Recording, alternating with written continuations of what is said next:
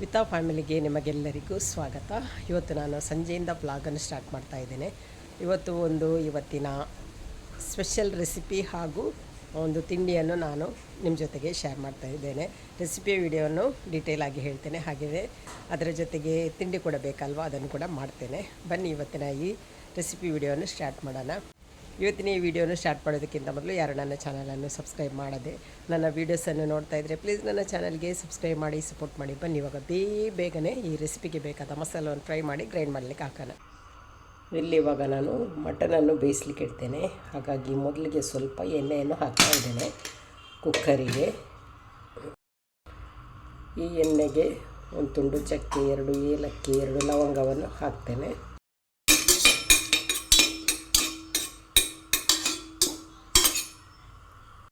ಇಲ್ಲಿ ನಾನು 3/4 kg ಆಗುವಷ್ಟು ಮಟನನ್ನು ತಗೊಂಡಿದ್ದೇನೆ. ಈಗ ಇದಕ್ಕೆ ಮಟನನ್ನು ಹಾಕ್ತೇನೆ. ಸ್ವಲ್ಪ ಅರಸಿನ ಹಾಕ್ತೇನೆ.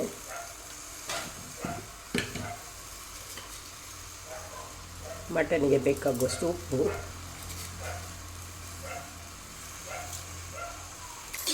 ಇವಾಗ ಇದರಲ್ಲೇ ಸ್ವಲ್ಪ ನಾನಿದನ್ನು ಫ್ರೈ ಮಾಡಿಕೊಳ್ತೇನೆ.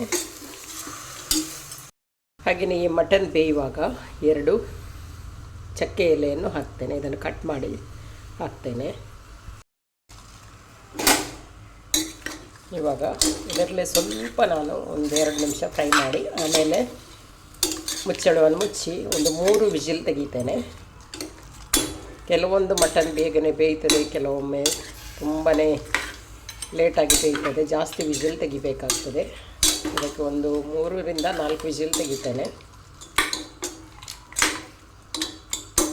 ನೋಡಿ ಸಾಕು, ಇದನ್ನು ನಾನು ಫ್ರೈ ಮಾಡಿದ್ದು. ಇನ್ನು ಇದಕ್ಕೆ ಮುಚ್ಚಳವನ್ನು ಮುಚ್ಚುತ್ತೇನೆ.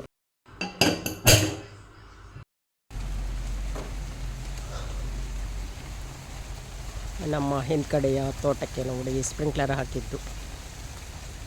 ಇವಾಗ ಎಲ್ಲ ಕಡೆ ಬೇಗನೆ ಒಣಗಿ ಹೋಗ್ತದೆ, ಮಳೆ ಇಲ್ಲ. ಹಾಗಾಗಿ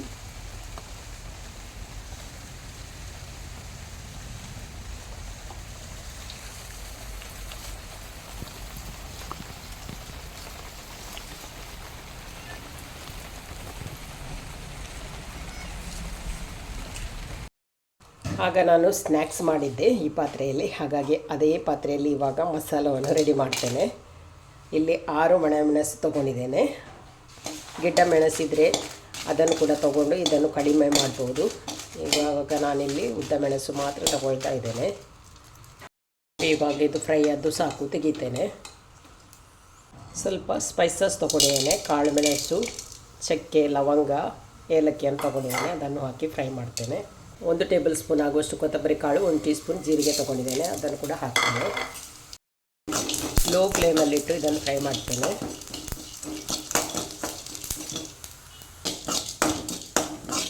ನೋಡಿ ಇದು ಕೂಡ ಫ್ರೈ ಆಯಿತು, ಸಾಕು, ಇದನ್ನು ತೆಗಿತೇನೆ. ಇವಾಗ ಇಲ್ಲಿ 1 ದೊಡ್ಡ ನೀರುಳ್ಳಿಯನ್ನು ಕಟ್ ಮಾಡಿ ತೊಗೊಂಡಿದ್ದೇನೆ. 5 ಬೆಳ್ಳುಳ್ಳಿ ಹೆಸರು, ಇದನ್ನು ಫ್ರೈ ಮಾಡ್ತೇನೆ. ನೋಡಿ ಇದು ಕೂಡ ಫ್ರೈ ಆದ್ದು ಸಾಕು, ತೆಗಿತೇನೆ. ನಾನಿಲ್ಲಿ 1 ಟೇಬಲ್ ಸ್ಪೂನ್ ಆಗುವಷ್ಟು ಬೆಳ್ತಿಗೆ ಅಕ್ಕಿಯನ್ನು ತೊಗೊಂಡಿದ್ದೇನೆ. ಅದನ್ನು ಹಾಕ್ತೇನೆ. ಅದನ್ನು ಹಾಕಿ ಇವಾಗ ಫ್ರೈ ಮಾಡ್ತೇನೆ. ಈ ಬೆಳ್ತಿಗೆ ಅಕ್ಕಿಯನ್ನು ಹಾಕೋದ್ರಿಂದ ನಾವು ಮಾಡುವ ಸಾರು ಸ್ವಲ್ಪ ದಪ್ಪವಾಗಿ ಬರ್ತದೆ. ಹಾಗಾಗಿ ಈ ಅಕ್ಕಿಯನ್ನು ಹಾಕೋದು. ಹಾಗೆಯೇ ಪರಿಮಳ ಕೂಡ ತುಂಬಾ ಚೆನ್ನಾಗಿ ಬರ್ತದೆ. ನೋಡಿ ಈ ಥರ ಫ್ರೈ ಆದರೆ ಸಾಕು, ಇನ್ನು ತೆಗಿತೇನೆ. ಹಾಗೆಯೇ ಕೊನೆಯದಾಗಿ ಕಾಯಿ ತುರಿಯನ್ನು ಫ್ರೈ ಮಾಡ್ತೇನೆ. ಇಲ್ಲಿ ಒಂದು ತೆಂಗಿನಕಾಯಿ ಅರ್ಧ ಭಾಗವನ್ನು ತುರಿದು ತೊಗೊಂಡಿದ್ದೇನೆ. ಅದನ್ನು ಇವಾಗ ಫ್ರೈ ಮಾಡ್ತೇನೆ. ಸ್ವಲ್ಪ ಅರಸಿನ ಹಾಕ್ತೇನೆ.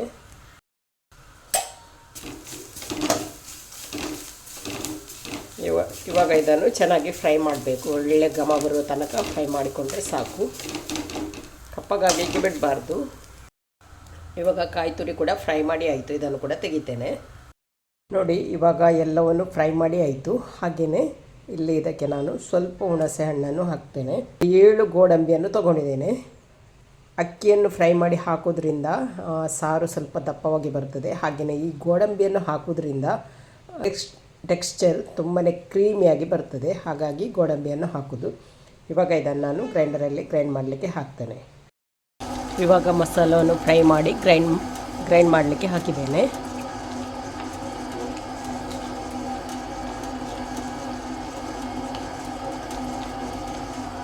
ಕುವಳ ಸೊಪ್ಪಳು ಅಂತ ಹೇಳ್ತೇವೆ, ಅದನ್ನು ಮಾಡ್ತಿರೋದು. ನನಗೆ ಕನ್ನಡದಲ್ಲಿ ಏನು ಹೇಳ್ತಾರೆ ಗೊತ್ತಿಲ್ಲ. ಮಟನ್ ಮತ್ತು ಕುಂಬಳಕಾಯಿ ಹಾಕಿ ಸಾರು ಮಾಡೋದು ತುಂಬಾ ಟೇಸ್ಟಾಗಿ ಚೆನ್ನಾಗಿ ಬರ್ತದೆ. ಹಾಗೆ ಅದರ ರೆಸಿಪಿಯನ್ನು ನಾನು ನಿಮ್ಮ ಜೊತೆಗೆ ಶೇರ್ ಮಾಡ್ತಿರೋದು. ಇವಾಗ ಮಸಾಲವನ್ನೆಲ್ಲ ಫ್ರೈ ಮಾಡಿ ಗ್ರೈಂಡ್ ಮಾಡಲಿಕ್ಕೆ ಹಾಕಿ ಆಯಿತು. ಇನ್ನು ಇವಾಗ ಮಟನನ್ನು ಕೂಡ ಬೇಯಿಸ್ಲಿಕ್ಕೆ ಇಟ್ಟಾಯಿತು. ಇನ್ನು ನನಗೆ ಕುಂಬಳಕಾಯಿಯನ್ನು ಕಟ್ ಮಾಡಿ ರೆಡಿ ಮಾಡಬೇಕು. ಹಾಗೆಯೇ ಸ್ವಲ್ಪ ತರಕಾರಿ ಪಲ್ಯ ಕೂಡ ಆಗಬೇಕು, ಮತ್ತು ಅದೇ ತಿಂಡಿ ಆಗಬೇಕು. ಬಾಳೆ ಎಲೆಯಲ್ಲಿ ನಾನು ಮಾಡ್ತಿರೋದು. ನಿನ್ನೆ ನಾನು ಶಾರ್ಟ್ ವಿಡಿಯೋ ಹಾಕಿದ್ದೆ, ಅದೇ ತಿಂಡಿಯನ್ನು ಇವತ್ತು ಕೂಡ ಮಾಡ್ತಿರೋದು. ಬನ್ನಿ ಇವಾಗ ಬೇಗನೆ ಕುಂಬಳಕಾಯಿಯನ್ನು ಕಟ್ ಮಾಡಿ ರೆಡಿ ಮಾಡೋಣ. ಇವಾಗ ಮಟನ್ ಕೂಡ ಬೆಂದಿದೆ, ಮಸಾಲ ಕೂಡ ಗ್ರೈಂಡ್ ಆಗ್ತಾ ಇದೆ, ಜೊತೆಗೆ ಆವಾಗ ಕರೆಂಟ್ ಕೂಡ ಹೋಗ್ತಾ ಇದೆ. ಯಾವಾಗ ಗ್ರೈಂಡ್ ಆಗಿ ನೈಸಾಗಿ ಸಿಗ್ತದೆ ಗೊತ್ತಿಲ್ಲ. ಹಾಗೆ ಅಷ್ಟರೊಳಗೆ ಉಳಿದ ಕೆಲಸವನ್ನು ನಾನು ಮಾಡ್ತೇನೆ. ನೋಡಿ, ಈ ಸಲ ನಮಗೆ ತರಕಾರಿ ಏನು ಕೂಡ ಆಗಲಿಲ್ಲ, ಮಾಡಲೇ ಇಲ್ಲ. ಮಾಡಿದರೂ ಕೂಡ ಮೊಳಕೆ ಹಾಕಿದ್ದು ಕೂಡ ಚೆನ್ನಾಗಿ ಬರಲಿಲ್ಲ. ಹಾಗಾಗಿ ಇನ್ನೂ ತರಕಾರಿಯನ್ನು ಮಾಡಬೇಕಷ್ಟೇ. ಇದು ಎಲ್ಲೋ ಒಂದು ಕಡೆ ತನ್ನಷ್ಟಕ್ಕೆ ಮೊಳಕೆ ಬಂದು ಒಂದಾಗಿತ್ತು, ಒಂದು ಸಿಕ್ಕಿದೆ. ಹಾಗೆ ಒಂದು ಪಲ್ಯಕ್ಕೆ ಸಾಕಾಗೋದಿಲ್ಲ. ಇದಕ್ಕೆ ಸ್ವಲ್ಪ ಬಸಳೆ ಸೊಪ್ಪನ್ನು ಹಾಕಿ ಒಂದು ಪಲ್ಯ ಮಾಡ್ತೇನೆ. ಬಸಳೆ ಕೂಡ ಹಾಗೆ ನೆಟ್ಟರೆ ಚೆನ್ನಾಗಿಯೇ ಬರೋದಿಲ್ಲ ಈ ಸಲ, ಗೊತ್ತಿಲ್ಲ ಏನಾಗಿದೆ ಅಂತೇಳಿ. ಇವಾಗ ಸ್ವಲ್ಪ ನೆಟ್ಟಿದ್ದಾರೆ, ನೆಟ್ಟ ಕೂಡಲೇ ಅದಕ್ಕೆ ಕೂಡ ಕಪ್ಪು ಚುಕ್ಕೆ ಬೀಳಲಿಕ್ಕೆ ಸ್ಟಾರ್ಟ್ ಆಗಿದೆ. ಹಾಗೆ ಅದರಲ್ಲಿರುವ ಎಳತ್ತನ್ನು ಕೊಯ್ದು ಇದನ್ನು ಹಾಕಿ ಒಂದು ಮಿಕ್ಸ್ ಪಲ್ಯ ಮಾಡ್ತೇನೆ. ಗ್ರೈಂಡ್ ಆಗುವಾಗ 2 ಸಲ ಕರೆಂಟ್ ಹೋಯಿತು, ಇನ್ನು ಯಾವಾಗ ಬರ್ತದೆ ಗೊತ್ತಿಲ್ಲ. ಮಳೆಗಾಲದಲ್ಲಿ ನೇತಾಡಿಸಿದ ಕುಂಬಳಕಾಯಲ್ಲಿ ಇನ್ನು 2 ಉಳಿದಿದೆ. ಹೆಚ್ಚಿನದು ಪದಾರ್ಥ ಮಾಡಿ ಆಯಿತು. ಹಾಗೆಯೇ ಒಂದೆರಡು ಹಾಳಾಗಿ ಕೂಡ ಹೋಯಿತು. ಹಾಗೆ ಇಲ್ಲೊಂದಿದೆ, ಇದು ಸಾಕು, ಇವಾಗ ಮಟನಿಗೆ ಹಾಕಲಿಕ್ಕೆ ಸಾಕು.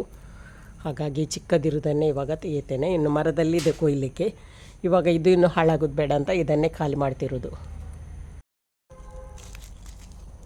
ನೋಡಿ ಎಷ್ಟು ದೊಡ್ಡದಿದೆ, ಇದು ಸಾಕು. ಈಗ ಇದನ್ನು ಕಟ್ ಮಾಡಿ ರೆಡಿ ಮಾಡ್ತೇನೆ. ಕರೆಂಟ್ ಬಂದರೆ ಬೇಗನೆ ತಿಂಡಿ ಮಾಡಲಿಕ್ಕೆ ಅಕ್ಕಿಯನ್ನು ಕಡಿತೇನೆ, ಆಮೇಲೆ ಪದಾರ್ಥದ ಕೆಲಸ ಮಾಡ್ತೇನೆ. ಇವಾಗ ಕುಂಬಳಕಾಯಿಯನ್ನು ಇಷ್ಟು ದೊಡ್ಡ ಪೀಸ್ ಮಾಡಿ ತೊಗೊಂಡಿದ್ದೇನೆ. ಇವಾಗ ಇದಕ್ಕೆ ಕಾಯಿ ಹಾಲು ಹಾಕಿದ್ದನ್ನು ಬೇಯಿಸಲಿಕ್ಕೆ ಇಡಬೇಕು. ನೋಡಿ, ಇಲ್ಲಿ ನಾನು ತೆಳು ಕಾಯಿ ಹಾಲನ್ನು ರೆಡಿ ಮಾಡಿದ್ದೇನೆ. ದಪ್ಪ ಕಾಯಿ ಹಾಲು ಇದೆ, ಅದು ಮತ್ತೆ ಲಾಸ್ಟಿಗೆ ಹಾಕಲಿಕ್ಕೆ. ಇವಾಗ ಈ ಕಾಯಿ ಹಾಲನ್ನು ಹಾಕಿ ಇದನ್ನು ಬೇಯಿಸೋದು. ಇವಾಗ ಇದಕ್ಕೆ ಕೂಡ ಸ್ವಲ್ಪ ಉಪ್ಪನ್ನು ಹಾಕ್ತೇನೆ. ಇನ್ನು ಇದನ್ನು ಜಾಸ್ತಿ ನಾವು ಬೇಯಿಸೋದು ಬೇಡ, ಸ್ವಲ್ಪ ತುಂಡು ತುಂಡಾಗಿ ಸಿಗಬೇಕು, ಅಷ್ಟು ಬೇಯಿಸಿದರೆ ಸಾಕು. ಇದು ಬೇಗನೆ ಬೇಯ್ತದೆ, ಆದ ಕಾರಣ ನೋಡ್ತಾನೆ ಇರಬೇಕು. ಇದು ದಪ್ಪ ಕಾಯಿ ಹಾಲು, ಇದು ದಪ್ಪ ಹಾಲು. ಇದನ್ನು ಕೊನೆಯದಾಗಿ ಹಾಕಲಿಕ್ಕೆ. ಇವಾಗ ಮಟನ್ ಬೆಂದಿದ ಅಂತ ನೋಡೋಣ.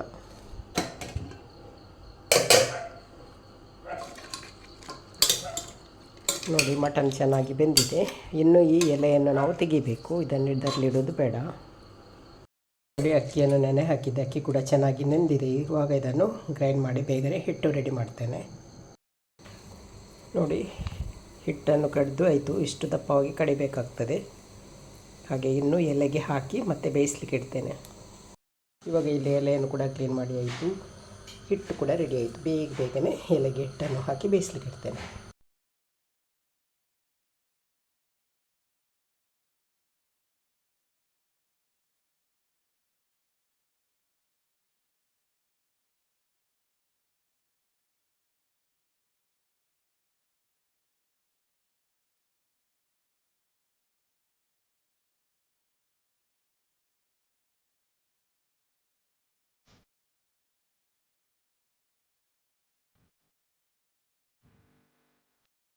ನೋಡಿ, ಇವಾಗ ಎಲ್ಲವನ್ನು ಈ ಥರ ಮಾಡಿ ಆಯಿತು. ಇದನ್ನು ಇನ್ನು ಬೇಯಿಸ್ಲಿಕ್ಕೆ ಇಡ್ತೇನೆ. ಇಲ್ಲಿ ನೀರು ಕೂಡ ಬಿಸಿಯಾಗಿದೆ.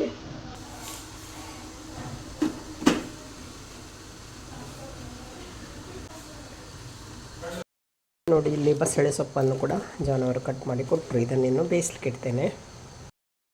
ನೋಡಿ, ಮಸಾಲ ಗ್ರೈಂಡ್ ಆಯಿತು. ನೋಡಿ, ಕುಂಬಳಕಾಯಿ ಕೂಡ ಈ ಥರ ಬೆಂದಿದೆ. ಜಾಸ್ತಿ ಬೇಯಿಸೋದು ಬೇಡ, ಮತ್ತು ಸಾರು ಕುದಿಯುವಾಗ ಅದು ಬೇಯ್ತದೆ. ನೋಡಿ, ಇವಾಗ ಮಟನ್ನೊಂದಿಗೆ ಹಾಕ್ತೇನೆ.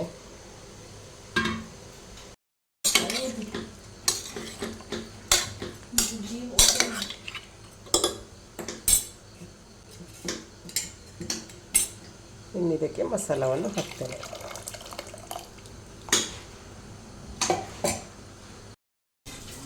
ನೋಡಿ ಇವಾಗ ಇಷ್ಟು ದಪ್ಪವಾಗಿ ಇಟ್ಟಿದ್ದೇನೆ. ಇದಕ್ಕೆ ಮತ್ತೆ ಕಾಯಿ ಹಾಲು ಹಾಕಲಿಕ್ಕಿದೆ.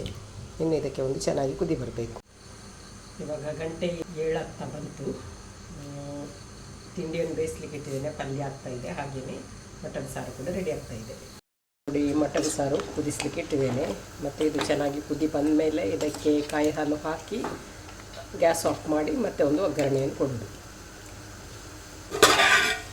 ಇವಾಗ ನೋಡಿ ಮಟನ್ ಸಾರು ಕುದೀತಾ ಇದೆ. ಇನ್ನು ಸ್ವಲ್ಪ ಹೊತ್ತು ಕುದಿದ ಮೇಲೆ ಇದಕ್ಕೆ ದಪ್ಪ ಕಾಯಿ ಹಾಲನ್ನು ಹಾಕೋದು.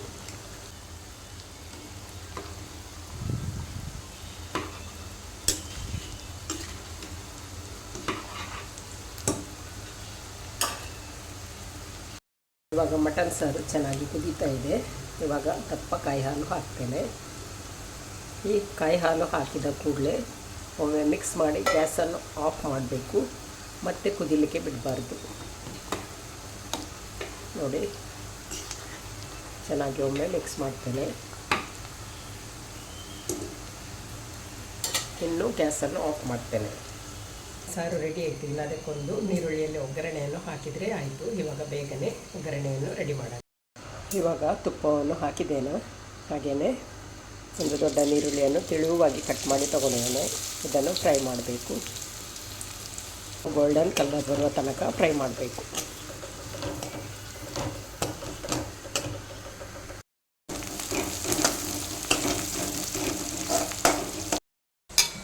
ಇಲ್ಲಿ ನೋಡಿ ಪಲ್ಯ ಕೂಡ ರೆಡಿ ಆಗ್ತಾ ಬಂತು. ಬಸಳೆ ಸೊಪ್ಪು ಹಾಗೂ ಕನ್ನಡ ಪಿಡೆ ಎರಡನ್ನು ಮಿಕ್ಸ್ ಮಾಡಿ ಪಲ್ಯ ಮಾಡಿದೆ. ಇನ್ನು ಈ ಪಲ್ಯಕ್ಕೆ ಒಂದು ಒಗ್ಗರಣೆಯನ್ನು ಕೊಟ್ಟರೆ ಆಯಿತು. ನೋಡಿ ಒಗ್ಗರಣೆ ಇವಾಗ ರೆಡಿ ಆಗ್ತಾ ಬಂತು. ನೋಡಿ ಒಗ್ಗರಣೆಯನ್ನು ಹಾಕಿ ಆಯಿತು.